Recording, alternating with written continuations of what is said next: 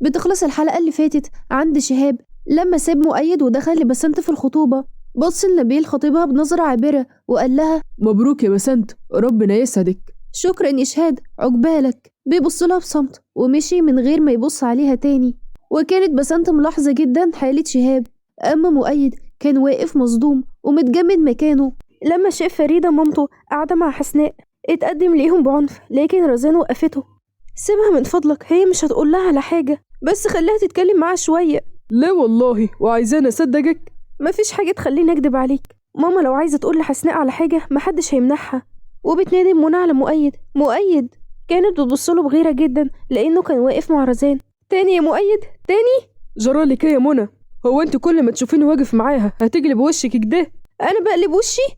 أنا ما بحبش البنت دي ومش عايزة أشوفك واقف معاها تاني. حاضر، لما تيجي تتكلم معايا تاني هقول لها آسف، مش عايزة أتكلم معاكي، أصل ماما منى بتتضايق. أيوة تقول لها كده. وطي صوتك، ما تفرجيش الناس علينا، واعجلي كده، ها اعجلي. وسابها وهي غضبانة جدا وعمالة تبص لرزان بغضب. أما فريدة كانت قاعدة مع حسناء اللي بتقولها بحنية مبسوطة في الجواز. أيوة الحمد لله، ربنا يسعدك يا بنتي. بصت رزان بحزن لوالدتها.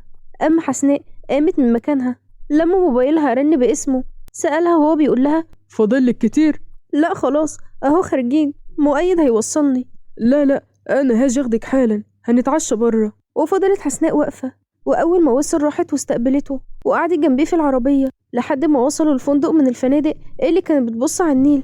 تعرف إني كان ممكن أدفع عمري كله عشان أعيش اللحظة دي معاكي؟ من يوم ما شفتك في الحفلة كنت لابسة فستان بنفس اللون ده، كنت شبه سندريلا وأحلى منها كمان. بس أنا كنت لابسة الدريس جولد مش بيبي بلو.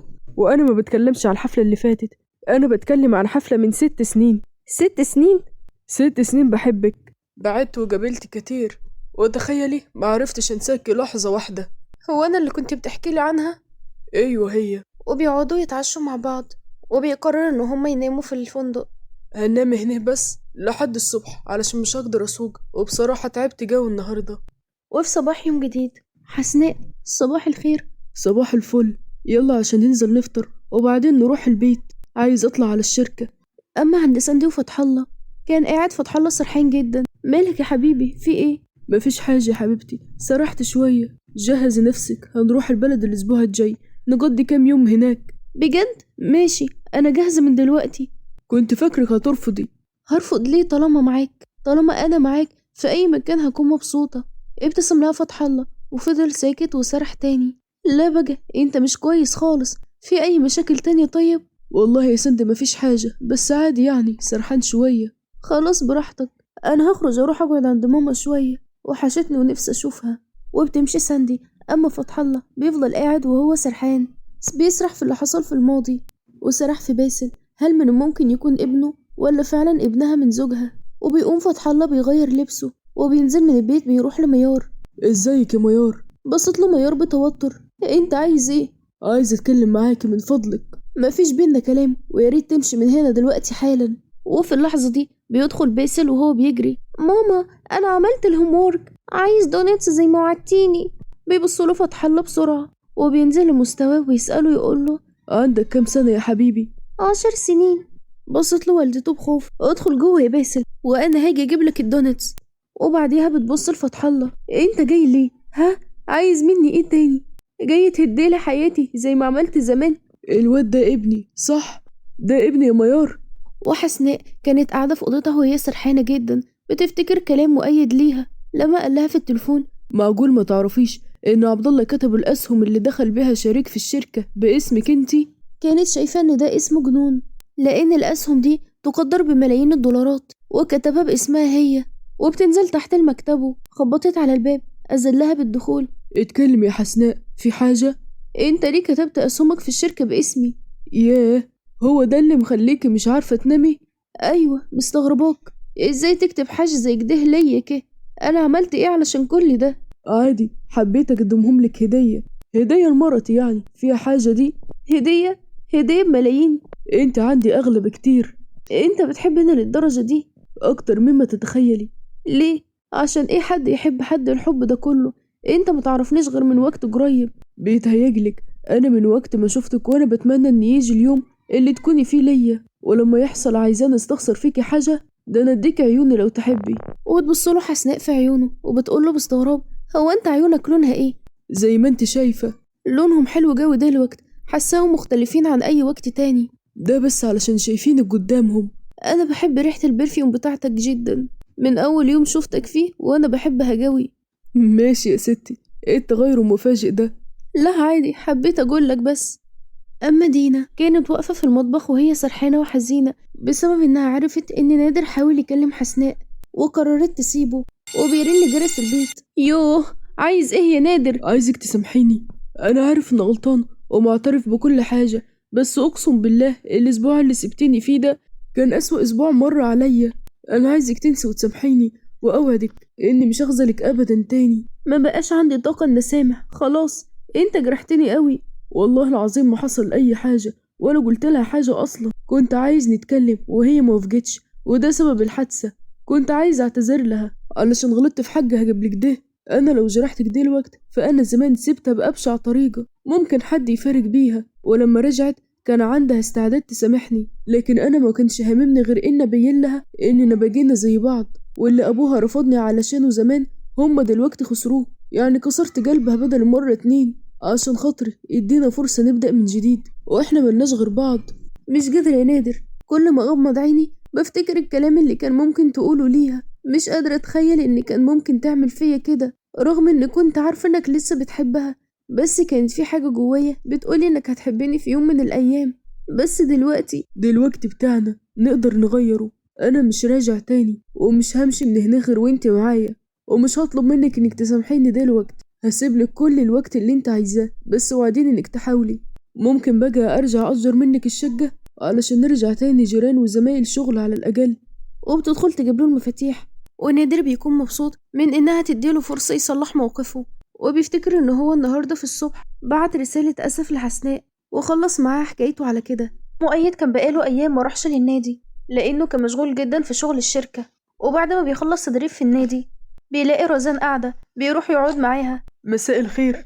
مساء النور. قاعدة ليك ده؟ عادي، بشرب حاجة وبعدين هروح. انا اسف على المعاملة اللي عملتك بيها المرتين اللي فاتوا، انت مالكيش ذنب في حاجة. ما حدش ليه ذنب غير والدك يا مؤيد. ما بلاش السيرة دي عشان مش هنطلع منها بحاجة في الاخر. تعرف انا كمان فقدت امي وانا صغيرة جدا، كنت 2 أو 3 سنين بكتير. معرفتش ام غير ماما فريدة، كانت مش امي بس، زي ما تكون كانت بتعوض حرمانها منكم انتم عشان مجروحين منها، بس مش قادرين تشوفوا الحقيقة اللي بعدتها عنكم السنين دي كلها. هي ما بعدتش اصلا، حتى كانت بتكلم مامة منى علشان دايما تطمن عليكم منها، وقالت لها لما يكبروا ويفهموا انا صارحهم بالحقيقة، بس للأسف اتوفت قبل ما تعمل كده. مامي فهمتني من صغري ان عندي اخوات وهقابلهم في يوم من الايام. اخر صورة اتبعتت ليها كبرتها وعلقتها عندي في اوضتي جنب صورتي انا ويزن، واتمنت اننا كلنا نتجمع في صورة واحدة. انت لو مكاننا؟ انا لو مكانكم مش هصدق الاقي امي عشان احضنها واعوض السنين اللي فاتت وهي بعيدة عني. اصل مفيش ام ممكن تبعد عن ولادها برضاها. الاحسن ان اقرب واسالها ليه عملت كده، اعاتب واسمع منها واسمع من ابويا اللي كدب الكدبه وصدقها. طب اهدي، ممكن تهدي؟ انا ما بقيتش بحب اروح البيت، ما بقيتش احب اشوفها متكتفه كده ومش عارفه تعمل حاجه. وفي اللحظه دي بتدخل منى عليهم: الله الله الله، طب ما اجيب 2 ليمون احسن علشان القعده تحلو، ولا تحبوا اجيب المأذون؟ مؤيد بغضب: منى انت ايه اللي بتقوليه ده؟ انت ايه حكايتك انت يا رزان؟ ها، ظهرت في حياتنا كلنا فجأة وكل شويه اشوفك مع جوزي. ورزين كانت لسه هتتكلم لكنها بتقطعها: هو متجوز يا حبيبتي، واللي واقفه قدامك دي تبقى مراته، فبلاش الشغل ده يا روحي، روحي ودوري لك على راجل تاني. بصت رزان بصدمه وهي مش مصدقه اللي بتسمعه. انت ايه الكلام اللي بتقوليه ده؟ الكلام معاكي هنا ما ينفعش. وبياخدها مؤيد وبيركبها العربيه. انت ايه اللي جرالك؟ اتهبلتي ولا ايه؟ انا اتهبلت يا مؤيد؟ لتالت مره اشوفك معاها، لا وكمان ماسك ايدها وعايز نسكت. انت مش فاهمه، وطالما مش فاهمه حاجه يبقى تخرسي وما تفتحيش بوجك. طلقني يا مؤيد، طلقني. اياك اسمعك بتقولي الكلمه دي تاني يا منى، انت فاهمه؟ لا مش فاهمه، ومش عايزه اعيش مع واحد خاين زيك، طلقني. ما تخرسي بقى. وبيضربها مؤيد بالقلم على وشها. فضلت تعيط بقهر: اللي تاني مره تضربني يا مؤيد، بس انا مش مسامحاك المره دي، والله العظيم ما هسامحك ابدا.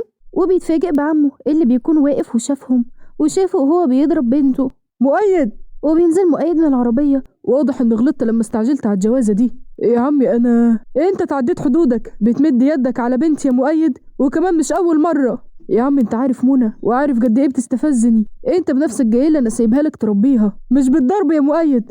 انا كنت فاكر انك بتعرف تتحكم في غضبك وايدك ما تسبكش لسانك. انا اسف يا عمي، اسفك مش ليا، وروح اعتذر من اللي ضربتها واهنتها، لكن انا مش هسمح لك تاني تمد يدك عليها حتى لو وصلت ان اطلقها منك. وبالنسبه لميعاد الفرح اللي اتفقنا عليه فهو ملغي لحد ما تعجل وتعرف تتعامل صح معاها. وبعد شوية بتكون منى راحت على أوضتها ومؤيد بيروح لها. أنا آسف يا منى، حقك عليا، والله ما أعمل كده تاني، والله العظيم ما كنت أقصد، أنت استفزتيني بكلمة طلقني، ما بحبهاش يا منى ومش هسمح لك تقوليها تاني. تقوم تضربني؟ يا رب كانت يدي اتقطعت قبل ما تتمد عليكي.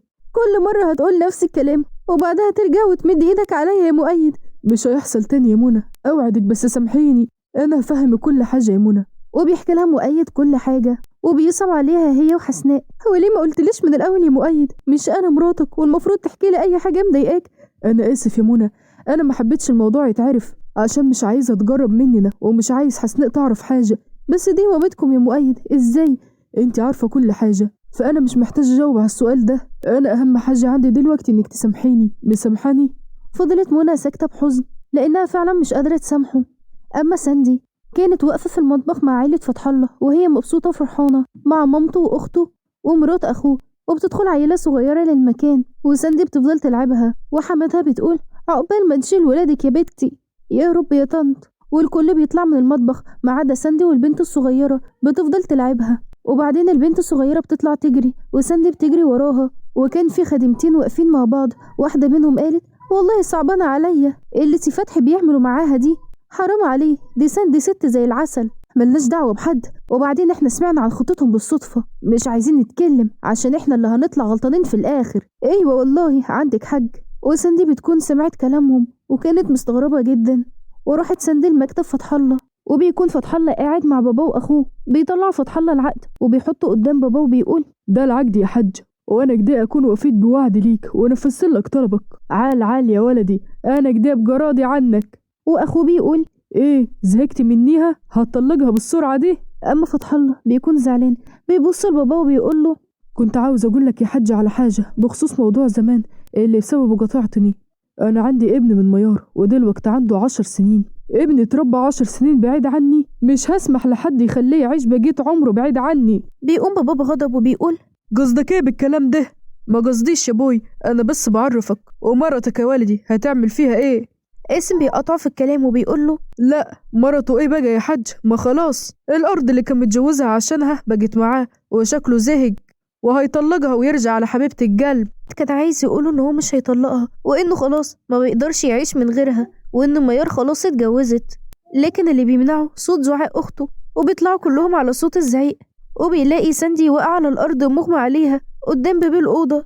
وبكده بتكون خلصت حلقتنا. لو عايزين تعرفوا ايه اللي هيحصل وهل ساندي هتطلق من جوزها ولا لا، استنونا للحلقه الجايه. ما تنسوش اللايك والشير والسبسكرايب علشان يوصلكم كل جديد.